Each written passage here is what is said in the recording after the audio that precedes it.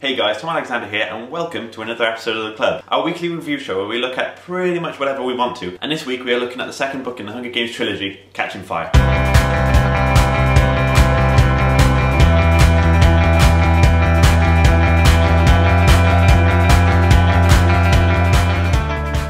Now, I came into the Hunger Games pretty late, only really taking an interest when I knew there was going to be a film made. But being the kind of person that wants to read a book before seeing a film, I went out, bought the book, read it and loved it, and then went to see the film and loved that too. And why not? Because it's brilliant. But then rather than feeling excited about reading the second book, I was kind of wary because the description on the back didn't really sell it. Like if Catching Fire was the first book in the series and I read the blurb on that, I wouldn't have thought it interesting enough to pick up and then read the series. And it's only because I like the Hunger Games that I continued reading. But even though I say that, I am really glad that I read this book because it is really good. Suzanne Collins, who wrote the trilogy, writes in this manner that is really quite addictive, and the way she portrays the main character Katniss throughout the series kind of brings a sense of the unknown and this sort of mystery into the whole plot, as Katniss has no idea what the hell is going on, and because the story is told from her perspective, you have no idea what's going on as well, which, as I said, makes the story really addictive and really hard to put down. Saying that though, I felt that certain parts of the story were somewhat rushed, especially the beginning and the end of the book. It seemed as though she has written them as sort of an afterthought to the action that happens in the middle. Like, trying not to spoil the book at all, the first interview between Caesar, Peter and Katniss and the events that come from that zoom by so quickly that it's over in about 3 or 4 lines. I feel that Suzanne Collins could have spent a lot longer on the events and would have built so much more drama. Now, saying that, the repercussions of these few lines are felt throughout the entire book, but then these repercussions feel somewhat muted because the origins are only a few lines rather than a dedicated paragraph. I also felt this at the end of the book with the explanation of the entire plot taking place in about the last 10 pages, and a lot of that once again just being explained in sentences rather than what could possibly be pages of pages and dramatic explanation.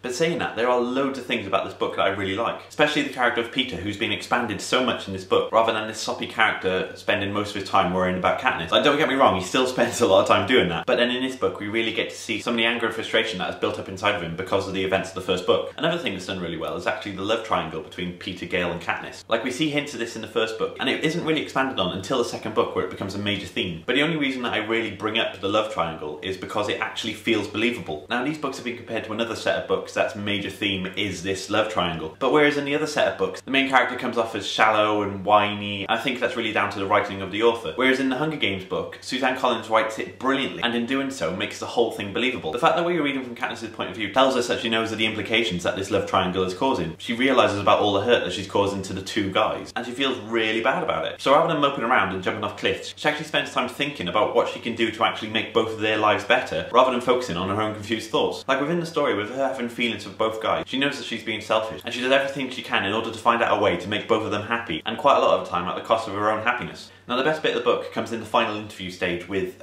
Caesar and Peter. And once again, as we're with the point of view of Katniss, we have no idea what's going on. So it's brilliant when Peter is spawning all of this information in order to defy the Capitol, because the outright confusion that you feel by reading it is brilliant, and it's written so well that the reactions that I was actually reading in the book were the reactions that I was feeling. Like, I'm a massive fan of the Hunger Games, but in my personal opinion, I actually think Catching Fire is better. I'm going to do Mockingjay in a few weeks, so I suppose we're going to find out if it's good or not together. So that's my thoughts on Catching Fire. If you agree or disagree, please send a video response, put comments down below, do whatever you want. Just get in contact with us because we'd love to hear from you. As for next week's show, we'll be looking at The Sisters Brothers by Patrick DeWitt. Read it within the week and then leave me a message or a video response, tell me what you think, and you never know, you could actually feature on next week's video. As always, visit wearethewritingpeople.co.uk, like, subscribe, spread the word, visit the site, and I'll see you next week right here on wearethewritingpeople.co.uk. See you later, guys.